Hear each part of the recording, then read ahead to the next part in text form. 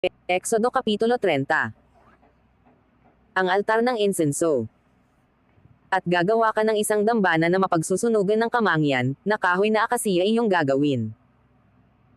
Isang siko magkakaroon ang haba ni yaon, at isang siko ang luwang ni yaon, parisukat nga, at 2 siko magkakaroon ang taas ni yaon, ang mga anyong sungay ni yaon ay kaputol din. At iyong babalutin ng tag-anas na ginto ang ibabaw ni yaon, at ang mga tagiliran ni yaon sa palibot, at ang mga sungay ni yaon, at igagawa mo ng isang cornice ang ginto sa palibot. At igagawa mo yaon ng 2 argolyang ginto sa ilalim ng kornisa, sa dakong itaas ng 2 tagiliran iyong gagawin, at magiging suotan ng mga pangga upang mabuhat. At ang iyong gagawing mga pangga ay kahoy na akasiya, at iyong babalutin ng ginto. At iyong ilalagay sa harap ng tabing na nasa siping ng kaban ng patoto, sa harap ng luklukan ng awa na nasa ibabaw ng kaban ng patoto, na aking pakikipagtagpuan sa iyo.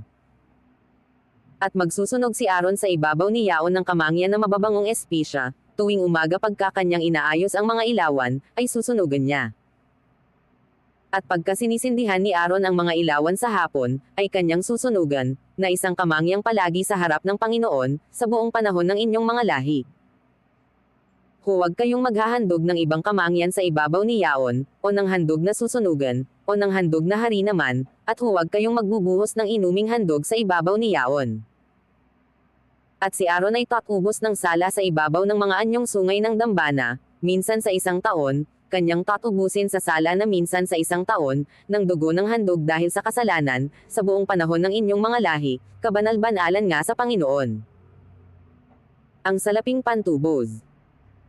At ang Panginoon ay nagsalita kay Moises, na sinasabi, pagbilang mo sa mga anak ni Israel, ayon sa mga nabilang sa kanila ay magbibigay nga ang bawat isa sa kanila ng katubusan ng kanyang kaluluwa sa Panginoon, pagka iyong binibilang sila, upang huwag magkaroon ng salot sa gitna nila pagka iyong binibilang sila.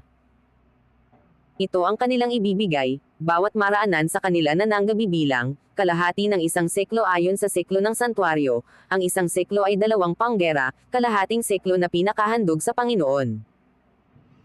Bawat maraanan sa kanila na nanggabibilang, mula sa 2 taong gulang na patanda, ay magbibigay ng handog sa Panginoon. Ang mayaman ay hindi magbibigay ng higit, at ang dukha ay hindi magbibigay ng kulang sa kalahating seklo, pagbibigay nila ng handog sa Panginoon, upang ipangtubos sa inyong mga kaluluwa. At iyong kukunin sa mga anak ni Israel ang pangtubos na salapi, at iyong gugugulin sa paglilingkod sa tabernakulo ng kapisanan, na maging pinakaalaala sa mga anak ni Israel sa harap ng Panginoon, upang ipangtubos sa inyong mga kaluluwa. Ang palanggana ng tanso. At ang Panginoon ay nagsalita kay Moises, na sinasabi, gagawa ka rin ng isang hugasang tanso, at ang tungtungan ay tanso, upang paghugasan, at iyong ilalagay sa gitna ng tabernakulo ng kapisanan at ng dambana at iyong sisidlan ng tubig. At si Aaron at ang kanyang mga anak ay maghuhugas doon ng kanilang mga paa. Pagka sila'y pumapasok sa tabernakulo ng kapisanan, ay maghuhugas sila ng tubig, upang sila'y huwag mamatay, o pagka sila'y lumalapit sa dambana ng mga siwa, upang magsunog ng handog na pinaraan sa apoy sa Panginoon. Gayon sila maghuhugas ng kanilang mga kamay at ng kanilang mga paa upang huwag silang mamatay, at magiging isang palatuntunan magpakailanman sa kanila, sa kanya at sa kanyang binhi, sa buong panahon ng kanilang mga lahi. Ang langis ng pagpapahid. Bukod dito'y nagsalita ang Panginoon kay Moises, na sinasabi, magdala ka rin ng mga pinakamagaling na espesya, ng tag-anas na mira ay 500 seklo, at ng mabangong kanela ay kalahati nito, 250, at ng mabangong kalamo ay 250. At ng kasya, 500, ayon sa seklo ng santuario, at ng langis ng oliba ay 1 hin. At iyong gagawing banal na langis na pangpahid, isang pabangong kinathanang ayon sa kathanang manggagawa ng pabango, siyang ang magiging banal na langis na pangpahid. At iyong papahiran ni yaon ang tabernakulo ng kapisanan, at ang kaban ng patoto. At ang dulang, at ang lahat ng mga kasangkapan ni yaon, at ang kandelero at ang mga kasangkapan ni yaon, at ang dambanang sauban. At ang dambana ng handog na susunugan sangpo ng lahat ng mga kasangkapan, at ang hugasan at ang tungtungan. At pakabanalan mo upang maging mga kabanal-banalan, lahat ng makahipo sa mga yao'y magiging banal.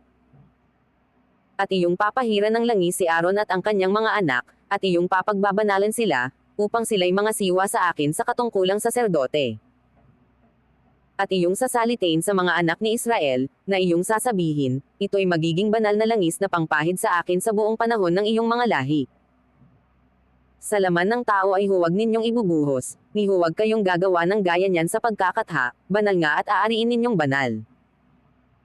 Sino mang kumatha ng gaya niyan, o sino mang gumamit niyan sa isang taga-ibang lupa, ay ihihiwalay sa kanyang bayan. Ang insenso.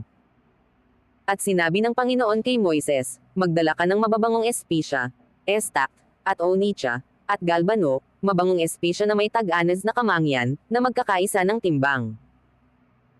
At iyong gagawing kamangyan, na isang pabangong ayon sa katha ng manggagawa ng pabango, na tinimplahan ng asin, na pulos at banal. At iyong didikdikan ng iba niya ng durog na durog at ilalagay mo sa harap ng kaban ng patoto, sa loob ng tabernakulo ng kapisanan na aking pakikipagtagpuan sa iyo, aariin ninyong kabanal-banalan. At ang kamangyan na inyong gagawin, ayon sa pagkakatha niyan ay huwag ninyong gagawin para sa inyo, aariin mong banal sa Panginoon. Sino mang gumawa ng gaya niyan, upang amuyin ay ihihiwalay sa kanyang bayan.